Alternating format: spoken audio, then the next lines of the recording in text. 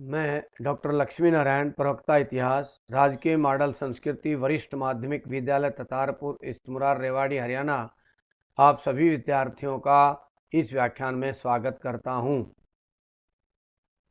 आज के अपने अध्याय का नाम है महात्मा गांधी और राष्ट्रीय आंदोलन। आज इस व्याख्यान में जो उपविषय हम पढ़ने जा रहे हैं, एक है गांधी जी एक जन नेता, दूसरा विषय है गांधी जी का आखिरी बहादुराना दिन, तीसरा उपविषय रहेगा गांधी को समझना। पहला उपविषय देखते हैं, गांधी जी एक जन नेता। विद्यार्थियों, 1922 तक गांधी जी ने भारतीय राष्ट्रवाद को एकदम परिवर्तित कर दिया और इस प्रकार फरवरी 1916 में बनारस हिंदू विश्वविद्यालय में अपने भाषण में किए गए वायदे को उन्होंने पूरा किया। अब राष्ट्रीय आंदोलन व्यावसायिकों व बुद्धिजीवियों का ही आंदोलन नहीं रह गया था। अब हजारों की संख्या में किसानों, श्रमिकों और कारीगरों ने भी इसमें भाग लेना शुरू कर दिया था। इनमें से कई गांधी जी के प्रति आदर व्यक्त करते हुए उन्हें अपना महात्मा कहने लगे। उन्होंने इस बात की प्रशंसा की कि गांधी जी उनकी ही तरह के वस्त्र पहनते थे, उनकी ही तरह रहते थे और उनकी ही भाषा में बोलते थे, बात करते थे। अन्य नेताओं की तरह वे सामान्य जन समूह से अलग नहीं खड़े होते थे, बल्कि वे उनसे समानुभूति रखते थे तथा उनसे घनिष्ठ संबंध भी स्थापित कर लेते थे, अर्थात उन जैसा ही दिख करके उनमें घुल मिल जाते थे। ऐसा गांधी जी का स्वभाव था। 1921 में दक्षिण भारत की यात्रा के दौरान उन्होंने अपना सिर मुंडवा लिया और गरीबों के साथ तादात्म्य स्थापित करने के लिए सूती वस्त्र पहनने शुरू कर दिए। जहां तक अन्य राष्ट्रवादी नेता पश्चिमी शैली के सूट अथवा भारतीय बंद गला जैसे औपचारिक वस्त्र पहनते थे, जैसे आप देख रहे हैं जिन्ना और नेहरू जी को किस तरह के सूट पहने खड़े हैं चित्र में, वहीं गांधी जी लोगों के बीच एक साधारण धोती में जाते थे। आप चित्र में गांधी जी को देख रहे हैं, एक सामान्य साधारण धोती एक सामान्य किसान की तरह लपेटी हुई है और ऊपर एक चद्दर डाली हुई है। इस तरह से बड़े सामान्य दिखाई देते थे। गांधी जी प्रतिदिन अपना कुछ समय चरखा चलाने में व्यतीत करते थे और इस तरह अपनी जरूरत के कपड़े वो स्वयं तैयार करते थे। वे अन्य राष्ट्रवादी नेताओं को भी वे अपने सहयोगियों को भी चरखा चलाने के लिए प्रोत्साहित करते रहते थे और उनको इस बात के लिए भी तैयार करते थे कि वे भी कोशिश करें कि अपनी जरूरत के वस्त्र स्वयं तैयार कर लें। इस तरह सूत कताई के कार्य ने गांधी जी को पारंपरिक जाति व्यवस्था में प्रचलित मानसिक श्रम और शारीरिक श्रम की दीवार तोड़ने में मदद की। वस्तुतः चरखा स्वदेशी तथा राष्ट्रवाद का प्रतीक बन गया। पारंपरिक भारतीय समाज में सूत काटने के काम को अच्छा नहीं समझा जाता था। गांधी जी द्वारा सूत काटने के काम ने मानसिक श्रम एवं शारीरिक श्रम की खाई को कम करने में सहायता की और इस तरह से विद्यार्थियों, चरखा राष्ट्रवाद का प्रतीक बन गया। लोगों में चरखा चलाने का जुनून पैदा होता चला गया और नेताओं ने खूब चरखे चलाए। इस तरह से नेताओं को देख करके आम जन भी चरखा चलाने में रुचि लेने लगा और स्वदेशी कपड़ा तैयार होने लगा। इस तरह से चरखा राष्ट्रवाद का प्रतीक बन गया। गांधी जी की एक देवतुल्य छवि आम जनता में थी। इतिहासकार शाहिद अमीन ने एक मंत्र मुग्ध कर देने वाले अध्ययन में स्थानीय प्रेस द्वारा ज्ञात रिपोर्टों और अफवाहों के जरिए पूर्वी उत्तर प्रदेश के किसानों के मन में महात्मा गांधी की जो कल्पना थी उसे ढूंढ निकालने की कोशिश की है। फरवरी 1921 में जब वे इस क्षेत्र से गुजर रहे थे तो हर जगह भीड़ ने उनका बड़े प्यार से स्वागत किया। जब वो गोरखपुर स्टेशन पर पहुंचे तो आम जनता उनके दर्शनों के लिए टूट पड़ी।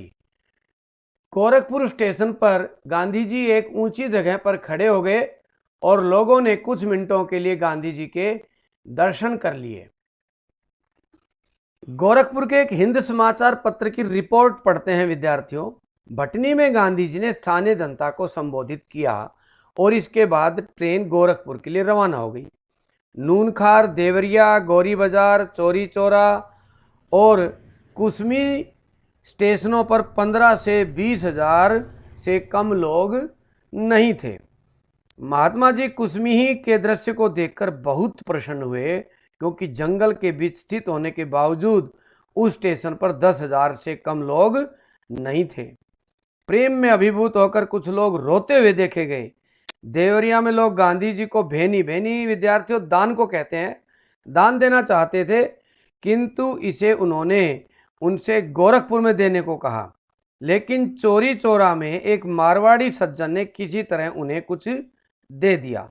इसके बाद यह क्रम रुका ही नहीं, एक चादर फैला दी गई जिस पर रुपयों और सिक्कों की बारिश होने लगी। यह दृश्य था गोरखपुर स्टेशन के बाहर महात्मा एक ऊंची गाड़ी पर खड़े हो गए और लोगों ने कुछ मिनटों के लिए उनके दर्शन कर लिए। धीरे धीरे गांधी जी का आम जनमानस पर इतना प्रभाव बढ़ता चला गया कि उनमें वो चमत्कारिक शक्तियां देखने लगे और उनकी चमत्कारिक शक्तियों की अफवाह फैलने लगी। जैसे राजा द्वारा किसानों के दुख तकलीफों में सुधार के लिए गांधी जी को भेजा गया है। इसी तरह गांधी जी की शक्ति अंग्रेज बादशाह से उत्कृष्ट है और यह कि उनके आने से औपनिवेशिक शासक जिले से भाग जाएंगे। गांधी जी का विरोध करने वालों के लिए भयंकर परिणाम की बात बताती कहानियां सामने आने लगी। गांधी जी की आलोचना करने वाले गांव के लोगों के घर रहस्यात्मक रूप से गिर जाते थे, उनकी फसल चौपट हो जाती थी जो भी गांधी जी की आलोचना करते थे। इस तरह से गांधी जी की शक्तियों के बारे में आम जन में अनेक अफवाहें फैलती जा रही थी। आम जनता में गांधी जी की किसानों के उद्धारक की भी छवि बनी। असहयोग आंदोलन के बाद गांधी बाबा, गांधी महाराज अथवा महात्मा जैसे अलग अलग नामों से ज्ञात गांधी जी भारतीय किसानों के लिए एक उद्धारक के समान थे, जो उनकी ऊंची करों और दमनात्मक अधिकारियों से सुरक्षा करने वाले और उनके जीवन में मान मर्यादा और स्वायत्तता वापस लाने वाले थे। गरीबों विशेषकर किसानों के बीच गांधी जी की अपील को उनकी सात्विक जीवन शैली और उनके द्वारा धोती तथा चरखा जैसे प्रतीकों के विवेकपूर्ण प्रयोग से बहुत बल मिला। और इस तरह विद्यार्थियों चंपारण सत्याग्रह और खेड़ा सत्याग्रह, जो दोनों सत्याग्रह किसानों के लिए थे, इन दोनों आंदोलनों या सत्याग्रहों के बाद गांधी जी किसानों के एक विश्वसनीय मसीहा हो गए, उनके नेता हो गए और इस तरह से किसानों के दिलों में भी गांधी जी जा बैठे। जिस तरह से गांधी जी किसानों के नेता बने, उनके मन में बैठ गए, ऐसे ही मजदूर और श्रमिकों के मसीहा बनकर गांधी जी उभरे। जाति से महात्मा गांधी एक व्यापारी व पेशे से वकील थे, लेकिन उनकी सादी जीवन शैली तथा हाथों से काम करने के प्रति उनके लगाव की वजह से वे गरीब श्रमिकों के प्रति बहुत अधिक समानुभूति रखते थे तथा बदले में श्रमिक लोग भी गांधी जी से समानुभूति रखते थे। जहां अधिकांश अन्य राजनीतिक उन्हें कृपा की दृष्टि से देखते थे, वहीं ये न केवल उनके जैसा दिखने बल्कि उन्हें अच्छी तरह समझने और उनके जीवन के साथ स्वयं को जोड़ने के लिए सामने आते थे और इस तरह से श्रमिकों में घुल मिल जाते थे और गांधी जी श्रमिकों के भी नेता बनकर उभरे। राष्ट्रवाद को व्यापक बनाने के लिए, पूरे देश में फैलाने के लिए गांधी जी ने कांग्रेस को पूरे देश में फैलाया। ग्राम स्तर तक कांग्रेस की कमेटियां बनाई गई। रजवाड़ों में राष्ट्रवादी सिद्धांत को बढ़ावा देने के लिए प्रजा मंडलों की एक श्रृंखला स्थापित की गई। यानी कि जो राजाओं के राज में थे, क्योंकि हमारे यहाँ बहुत सी रियासतें थी, उन रियासतों में सीधा कांग्रेस नहीं जा सकती थी, क्योंकि कांग्रेस का क्षेत्र अंग्रेजी यानी कि ब्रिटिश क्षेत्र था। रजवाड़ों में जाने के लिए उन्होंने वहाँ प्रजा मंडलों की स्थापना की थी। इस तरह से प्रजा मंडलों के माध्यम से कांग्रेस रजवाड़ों में घुसी अपने राष्ट्रवादी विचार को लेकर।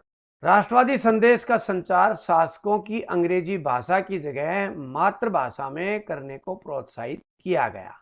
यानी कि राष्ट्रवाद का प्रचार अंग्रेजी में नहीं, अब वहाँ जहाँ भाषा बोली जाती है उसी भाषा में वहाँ राष्ट्रवाद का प्रचार किया जाए, लोगों को राष्ट्रवाद के बारे में बताया जाए।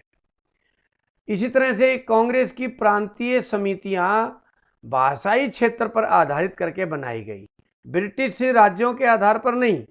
जिस क्षेत्र में जो भाषा बोली जाती थी उसे एक प्रांत इकाई माना गया और वहां पर फिर एक प्रांतीय समितियां कांग्रेस के द्वारा बनाई गई और इस तरह से कांग्रेस सभी वर्गों तक पहुंच गई। कांग्रेस को व्यापारी और उद्योगपतियों का भी समर्थन मिलने लगा। हम आरंभ में पढ़ रहे थे कि पहले बड़े लोगों में ही, बड़े नेताओं में ही कांग्रेस थी। गांधी जी ने उसे जन सामान्य तक कांग्रेस को पहुंचाया, राष्ट्रवाद के विचार को पहुंचाया। अब तक कांग्रेस के समर्थकों में कुछ बहुत ही समृद्ध व्यापारी और उद्योगपति शामिल हो गए। भारतीय उद्यमियों ने यह बात जल्द ही समझ ली कि उनके अंग्रेज प्रतिद्वंदी आज जो लाभ पा रहे हैं, स्वतंत्र भारत में ये चीजें समाप्त हो जाएंगी। जीडी बिड़ला, जो चित्र में आप देख रहे हैं गांधी जी के साथ, जैसे कुछ उद्यमियों ने राष्ट्रीय आंदोलन का खुला समर्थन किया, जबकि अन्य ने ऐसा मौन रूप से किया, क्योंकि उनके अंदर कुछ एक उद्योगपतियों के अंदर थोड़ा भय था, इसलिए उन्होंने मौन रूप से समर्थन किया। इस प्रकार गांधी जी के प्रशंसकों में गरीब किसान और धनी उद्योगपति दोनों ही थे। हालांकि किसानों द्वारा गांधी जी का अनुकरण करने के कारण उद्योगपतियों के कारणों से कुछ भिन्न और संभवतः परस्पर विरोधी भी थे, परंतु अब गांधी जी एक साधारण मजदूर और किसान के साथ साथ व्यापारी और उद्योगपतियों की भी नेता बनते जा रहे थे। व्यापारियों और उद्योगपतियों के साथ साथ गांधी जी ने प्रतिभाशाली भारतीयों को भी जोड़ा। 1917 से 1922 के बीच भारतीयों के एक बहुत ही प्रतिभाशाली वर्ग ने स्वयं को गांधी जी से जोड़ लिया। इनमें महादेव देसाई, वल्लभ भाई पटेल, जेबी कृपलानी, सुभाष चंद्र बोस, अबुल कलाम आज़ाद, जवाहरलाल नेहरू, सरोजिनी नायडू, गोविंद वल्लभ पंत व सी राजगोपालाचारी जैसे नेता शामिल थे। गांधी जी के ये घनिष्ठ सहयोगी विशेष रूप से भिन्न भिन्न क्षेत्रों के साथ ही भिन्न भिन्न धार्मिक परंपराओं से आए थे। इसके बाद उन्होंने अनगिनत अन्य भारतीयों को कांग्रेस में शामिल होने और इसके लिए काम करने के लिए प्रेरित किया और इस तरह से गांधी जी हर वर्ग को अपने साथ जोड़ते जा रहे थे। असहयोग आंदोलन के बाद, विशेषकर फरवरी 1924 में जेल से छूटने के बाद, गांधी जी ने रचनात्मक कार्यक्रमों की ओर ध्यान दिया। वो क्या कार्यक्रम थे, एक बार नजर डालते हैं। आर्थिक स्तर पर भारतीयों को स्वावलंबी बनना होगा। इसके लिए समुद्र पार से आयातित मील में बने वस्त्रों के स्थान पर घर पर बनी खादी पहनने की महत्ता पर जोर डाला। इसलिए अपने वस्त्र की जरूरत हम स्वयं पूरी करें, इस तरह स्वावलंबी बने। दूसरा, बाल विवाह और छुआछात जैसी सामाजिक बुराइयों को दूर करने का अभियान भी गांधी जी ने चलाया। हिंदू और मुसलमानों के बीच सौहार्द पर भी गांधी जी ने बल दिया, यानी कि दोनों के बीच प्रेम का, मैत्री भाव का नाता बने, दोनों इकट्ठे होकर राष्ट्रीय आंदोलन में आए, ऐसा प्रयास गांधी जी ने किया। साथ साथ गांधी जी ने राष्ट्रीय शिक्षा पर भी जोर दिया। असहयोग आंदोलन में सरकारी संस्थाओं को छोड़ दिया था और उसी समय ही राष्ट्रीय संस्थाएं बनाई जाए, जोर दिया गया था। गांधी जी ने इसको और अब आगे बढ़ाने पर विचार किया और प्रयास किया कि राष्ट्रीय शिक्षण संस्थान खुले, इस तरह से राष्ट्रीय शिक्षा उनमें दी जाए। और गांधी जी ने इस तरह अनेक रचनात्मक कार्यक्रमों में ध्यान दिया। इस तरह हम देखते हैं विद्यार्थियों, गांधी जी किसानों के, श्रमिकों के, व्यवसायियों के, उद्योगपतियों के, आम जन के, सभी जातियों के, सभी धर्मों के नेता के रूप में उभरे। इसलिए गांधी जी को हम एक जन नेता कहते हैं और कह सकते हैं उनके इस तरह के कार्यों के कारण। विद्यार्थियों, अपना दूसरा उपविषय है गांधी जी का आखिरी बहादुराना दिन। 15 अगस्त को राजधानी में गांधी जी नहीं थे। उस समय वे कलकत्ता में थे, लेकिन उन्होंने वहां भी न तो किसी कार्यक्रम में हिस्सा लिया और न ही कहीं झंडा फहराया। वे 24 घंटे के उपवास पर थे। स्वतंत्रता अकल्पनीय कीमत पर मिली थी। उनका राष्ट्र विभाजित था। हिंदू मुसलमान एक दूसरे की गर्दन पर सवार थे। इन बातों से दुखी गांधी जी 15 अगस्त को 24 घंटे के उपवास पर थे। सितंबर अक्टूबर के दौरान गांधी जी पीड़ितों को सांत्वना देते हुए अस्पतालों और शरणार्थी शिविरों में चक्कर लगा रहे थे। उन्होंने सिखों, हिंदुओं और मुसलमानों से आह्वान किया कि वे अतीत को भुलाकर अपनी पीड़ा पर ध्यान देने की बजाय एक दूसरे के प्रति भाईचारे का हाथ बढ़ाने तथा शांति से रहने का संकल्प लें। अल्पसंख्यकों के हितों की रक्षा के लिए कांग्रेस ने अल्पसंख्यकों के अधिकारों पर एक प्रस्ताव पारित किया। उसमें क्या कहा गया? वह अल्पसंख्यकों के नागरिक अधिकारों के किसी भी अतिक्रमण के विरुद्ध हर मुमकिन रक्षा करेगी। और इस तरह से अल्पसंख्यकों की रक्षा के लिए एक प्रस्ताव पारित किया गया। प्यारे विद्यार्थियों, कांग्रेस ने जिन्ना के द्विराष्ट्र सिद्धांत को कभी स्वीकार नहीं किया था और अपनी इच्छा के विरुद्ध बंटवारे को मंजूरी देनी पड़ी थी। तो भी कांग्रेस का दृढ़ विश्वास था कि भारत बहुत सारे धर्मों और बहुत सारी नस्लों का देश है और उसे ऐसे ही बनाए रखा जाना चाहिए। क्योंकि विद्यार्थियों, देश के जो टुकड़े हुए वो धर्म के आधार पर हुए थे और मुसलमानों ने अलग से अपना पाकिस्तान देश ले लिया था। फिर भी कांग्रेस और गांधी जी यही चाहते थे कि भारत अब भी सभी धर्मों और सभी नस्लों का देश बना रहे, ऐसी इच्छा उनकी थी। पाकिस्तान में हालात जो भी रहे हों, कांग्रेस का क्या विचार था? भारत एक लोकतांत्रिक धर्मनिरपेक्ष राष्ट्र होगा जहां सभी नागरिकों को पूर्ण अधिकार प्राप्त होंगे तथा धर्म के आधार पर भेदभाव के बिना सभी को राज्य की ओर से संरक्षण का अधिकार होगा। और इसी तरह से भारत में उसी तरह का विचार बनाए रखा गया जैसा कि पार्टीशन से पहले था। बहुत से विद्वानों ने स्वतंत्रता बाद के महीनों को गांधी जी के जीवन का श्रेष्ठतम क्षण कहा है। बंगाल में शांति स्थापना के लिए अभियान चलाने के बाद गांधी जी दिल्ली आ गए। पाकिस्तान में भी अल्पसंख्यक समुदाय के कष्टों के बारे में गांधी जी समान रूप से चिंतित थे। उन्हें राहत प्रदान करने के लिए वे पाकिस्तान भी जाना चाहते थे, लेकिन वहां वे किस मुंह से जा सकते थे, जबकि दिल्ली में ही वे मुसलमानों को पूरी सुरक्षा का आश्वासन नहीं दे पा रहे थे। इस तरह से गांधी जी सभी जगह सभी धर्मों के लोगों की सुरक्षा सुनिश्चित करने में लगे हुए थे। विद्यार्थियों, धीरे धीरे सब कुछ देश में सामान्य होने लगा। इसी बीच 20 जनवरी को गांधी जी पर हमला हुआ। 26 तारीख को उन्होंने अपनी प्रार्थना सभा में इस बात का जिक्र किया कि बीते सालों में 26 जनवरी को किस तरह से स्वतंत्रता दिवस के रूप में मनाया जाता था। अर्थात हर साल 1930 से 26 जनवरी स्वतंत्रता दिवस के रूप में मनाई जाती रही थी। गांधी जी का विश्वास था कि बुरी घड़ी बीत चुकी है, भारत के लोग अब सभी वर्गों और धर्मों की समानता के लिए काम करेंगे, सभी वर्ग और धर्म यहाँ शांतिपूर्वक रहेंगे। उन्होंने भारत और पाकिस्तान के पार्टीशन पर कहा, यद्यपि भौगोलिक और राजनीतिक रूप से भारत दो भागों में बंट चुका है, लेकिन हृदय में हम सभी सदैव मित्र एवं भाई रहेंगे, एक दूसरे को मदद व सम्मान देते रहेंगे और शेष विश्व के लिए हम एक ही होंगे।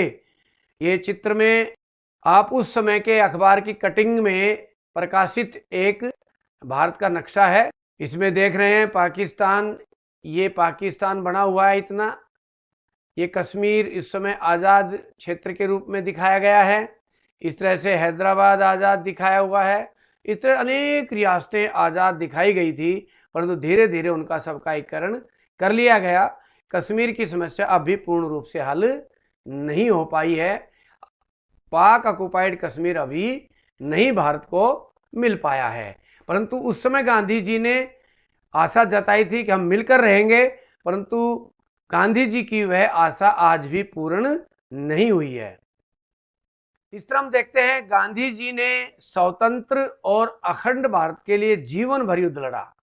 फिर भी जब देश विभाजित हो गया तो उनकी यही इच्छा थी कि दोनों देश एक दूसरे के साथ सम्मान और दोस्ती के संबंध बनाए रखें, परंतु वो इच्छा गांधी जी की आज भी पूर्ण नहीं हो सकी है। जब सब कुछ सामान्य होता जा रहा था, उसी दौरान 31 जनवरी 1948 को गांधी जी की एक चरमपंथी राष्ट्रवादी नाथूराम ने हत्या कर दी। इस तरह के चरमपंथी राष्ट्रवादियों का विद्यार्थियों कोई जाति और धर्म नहीं होता है। गांधी जी की हत्या के बाद चारों ओर गहरे शोक की लहर फैल गई। भारत भर के राजनीतिक फलक पर उन्हें भावभीनी श्रद्धांजलि दी गई। गैर भारतीयों ने उनकी मृत्यु पर हृदयस्पर्शी शब्दों में शोक संदेश भेजे। गांधी जी का मजाक उड़ाने वाली टाइम पत्रिका, आपने विद्यार्थियों पीछे व्याख्यान में देखा था कि गांधी जी को तकवे जैसे शरीर वाला, मकड़ी जैसे पेड़ू वाला, इस तरह के शब्दों से गांधी जी का मजाक उड़ाने वाली टाइम पत्रिका ने उनके बलिदान की तुलना विद्यार्थियों अब्राहम लिंकन के बलिदान से की। टाइम पत्रिका ने लिखा, दुनिया जानती थी कि उसने उनकी मृत्यु पर वैसे ही मौन धारण कर लिया है जिस प्रकार उसने लिंकन की मृत्यु पर किया था, और यह समझना एक मायने में बहुत गहरा और बहुत साधारण काम है। और इस तरह से विद्यार्थियों भारतीय राष्ट्रीय आंदोलन के प्रमुख व्यक्तित्व की हत्या हो गई, अंत हो गया। विद्यार्थियों, तीसरा अपना विषय है गांधी जी को समझना। हमारे पास बहुत सारे स्रोत उपलब्ध हैं जिनके जरिए हम गांधी जी के राजनीतिक सफर तथा राष्ट्रीय आंदोलन के इतिहास को सूत्रबद्ध कर सकते हैं। इस दिशा में हमें महात्मा गांधी और उनके सहयोगियों व प्रतिद्वंदियों के अनेक प्रकार के अखबार, पत्र, भाषण, गृह विभाग की रिपोर्ट्स, पुलिस की रिपोर्ट्स आदि के माध्यम से हम गांधी जी को समझने का प्रयास करते हैं। आओ बारी बारी से इन्हीं सभी स्रोतों पर नजर डालते हैं। विद्यार्थियों, निजी व्यक्तिगत पत्रों में हमें उस व्यक्ति के निजी विचारों की झलक मिलती है। ये गांधी जी के हम लिखे हुए पत्र चित्र में देख रहे हैं। इन पत्रों में हम लिखने वाले को अपना गुस्सा और पीड़ा, असंतोष और बेचैनी, अपनी आशाएं और हताशाएं व्यक्त करते हुए देख सकते हैं। इनमें से बहुत सारी बातों को वह अपने सार्वजनिक वक्तव्यों में व्यक्त नहीं कर सकते। अर्थात पत्र में जो हम लिखते हैं कई बार गोपनीय बातें या निजी बातें, वो हम भाषणों में नहीं बोल सकते। तो ऐसे ही हमें गांधी जी के पत्रों से पता चलता है। लेकिन हमें यह भी याद रखना चाहिए कि कई बार निजी सार्वजनिक का यह फर्क टूट जाता है। कई बार निजी पत्रों में भी कुछ बातें लिखने से व्यक्ति संकोच करता है, वो उनमें भी सार्वजनिक नहीं करता। बहुत सारे पत्र व्यक्तियों को लिखे जाते हैं, इसलिए वे व्यक्तिगत पत्र होते हैं, लेकिन कुछ हद तक वे जनता के लिए भी होते हैं। उन पत्रों की भाषा इस एहसास से भी तय होती है कि संभव है एक दिन इन पत्रों को प्रकाशित कर दिया जाएगा। किसी पत्र के प्रकाशित हो जाने की आशंका के कारण बहुधा लोग निजी पत्रों में भी अपना मत स्वतंत्रता पूर्वक व्यक्त नहीं कर पाते। महात्मा गांधी हरिजन नामक अपने अखबार में उन पत्रों को प्रकाशित करते थे जो उन्हें लोगों से मिलते थे। नेहरू ने राष्ट्रीय आंदोलन के दौरान उन्हें लिखे गए पत्रों का एक संकलन तैयार किया और उसे ए बेंच ऑफ ओल्ड लेटर्स अर्थात पुराने पत्रों का पुलिंदा के नाम से प्रकाशित किया गया है। ये हम चित्र में देख रहे हैं विद्यार्थियों, गांधी जी द्वारा लिखे गए पत्र और जवाहरलाल को लिखे गए राजेंद्र प्रसाद जी द्वारा पत्र, इस तरह के पत्र हम देख रहे हैं। तो उस समय के निजी पत्र हैं उनके, इनसे हमें उनके विचारों की झलक मिलती है। सार्वजनिक भाषणों से भी हमें जानकारी प्राप्त होती है। राष्ट्रीय आंदोलन में लोगों को संगठित करने और जनमत तैयार करने के लिए गांधी जी और अन्य राष्ट्रीय नेता सार्वजनिक मंचों पर भाषण देते थे। इन बड़े नेताओं के भाषण संकलित होते तथा समाचार पत्रों में भी प्रकाशित होते थे। इतिहासकारों के लिए यह भाषण बड़े महत्वपूर्ण स्रोत होते हैं, क्योंकि इनसे उनकी नीतियों, कार्यक्रमों तथा लोगों को संगठित करने के तरीकों की झलक मिलती है। यह जानकारी बटोरते समय इतिहासकार भाषणों की सीमाएं भी ध्यान में रखते हैं। इनमें प्राय वही बातें होती हैं जो एक नेता सार्वजनिक तौर पर कहना चाहता है। बहुत सी बातें सार्वजनिक स्वर में नहीं कही जाती, जैसे कि संगठन संबंधी अंदरूनी बातें। अतः इनके लिए अन्य स्रोतों का भी हमें सहारा लेना जरूरी हो जाता है। व्यक्तित्व को समझने का एक और तरीका भी है, उनके द्वारा और अन्य लेखकों के द्वारा उनकी लिखी गई आत्मकथाएं। आत्मकथाएं भी हमें उस अतीत का ब्यौरा देती है जो मानवीय विवरणों के हिसाब से काफ़ी समृद्ध होता है। परंतु यहाँ भी हमें इस बात का ध्यान रखना चाहिए कि हम आत्मकथाओं को किस तरह पढ़ते हैं और उनकी कैसे व्याख्या करते हैं। हमें यह याद रखना चाहिए कि ये आत्मकथाएं प्राय स्मृति के आधार पर लिखी गई होती हैं। उनसे हमें पता चलता है कि लिखने वाले को क्या याद रहा, उसे कौन सी चीज महत्वपूर्ण दिखाई दी, या वह क्या याद रखना चाहता था, या वह औरों की नज़र में अपनी जिंदगी को किस तरह दर्शाना चाहता है। आत्मकथा लिखना अपनी तस्वीर गढ़ने का एक तरीका है। फलस्वरूप इन विवरणों को पढ़ते हुए हमें वह देखने का प्रयास करना चाहिए जो लेखक हमें नहीं दिखाना चाहता। हमें उन चुप्पियों का कारण समझना चाहिए, इच्छित या अनिच्छित विस्मृति के उन कृतों को समझना चाहिए। इस तरह से आत्मकथाएं हमें बहुत कुछ बताती हैं, परंतु बहुत कुछ आत्मकथाओं की सीमाएं भी होती हैं। गांधी जी को समझने के लिए हमें कुछ और दस्तावेज भी मिलते हैं जो गोपनीय सरकारी रिपोर्ट हैं। औपनिवेशिक शासक ऐसे तत्वों पर हमेशा कड़ी नज़र रखते थे जिन्हें वे अपने विरुद्ध मानते थे। इस लिहाज से सरकारी रिकॉर्ड्स भी हमारे अध्ययन के लिए एक महत्वपूर्ण स्रोत हैं। उस समय पुलिस कर्मियों तथा अन्य अधिकारियों द्वारा लिखे गए पत्र तथा रिपोर्टें गोपनीय होती थी, लेकिन अब ये सभी पत्र, ये सभी रिपोर्ट, ये सभी दस्तावेज अभिलेखागार में हमें उपलब्ध हैं और इन्हें कोई भी देख सकता है। आइए एक ऐसे ही स्रोत को देखें। 20वीं सदी के शुरुआती सालों से गृह विभाग द्वारा तैयार की जाने वाली पाक्षिक रिपोर्ट, ये सामने हम देख रहे हैं चित्र में, पाक्षिक रिपोर्ट्स दी हुई है अनेक प्रांतों की। पाक्षिक रिपोर्ट वह होती है जो 15 दिन में तैयार की जाती है। ये रिपोर्ट गांधी जी को और अन्य नेताओं को समझने में बड़ी महत्वपूर्ण है। ये रिपोर्टें स्थानीय इलाकों से पुलिस की मार्फत मिलने वाली सूचनाओं पर आधारित होती थी, लेकिन उनमें यह भी दिख जाता था कि आला अधिकारी क्या देखते थे या क्या मानना चाहते थे।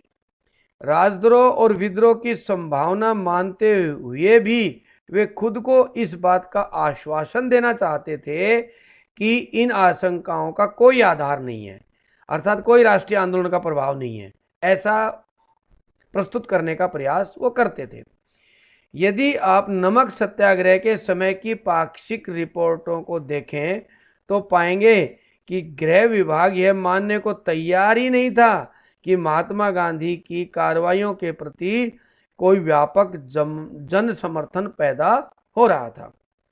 रिपोर्टों में इस यात्रा को एक नाटक, एक कर्तव्य, ब्रिटिश शासन के खिलाफ आवाज उठाने के प्रति अनिच्छुक तथा शासन के अंतर्गत सुखपूर्वक जीवन व्यतीत कर रहे लोगों को गोलबंद करने की एक हताशा कोशिश के रूप में प्रस्तुत किया जाता था। ये कुछ रिपोर्ट हम सामने चित्र में देख रहे हैं। एक रिपोर्ट पढ़ते हैं, मार्च 1930 का पहला पखवाड़ा।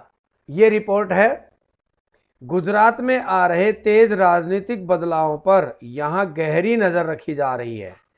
इनसे प्रांत की राजनीतिक परिस्थितियों पर किस हद तक और क्या प्रभाव पड़ेगा इसका अभी अंदाज़ा लगाना मुश्किल है। रबी की फसल अच्छी हुई है, इसलिए फिलहाल किसान फसलों की कटाई में व्यस्त हैं। विद्यार्थी आने वाली परीक्षाओं की तैयारी में जुटे हैं।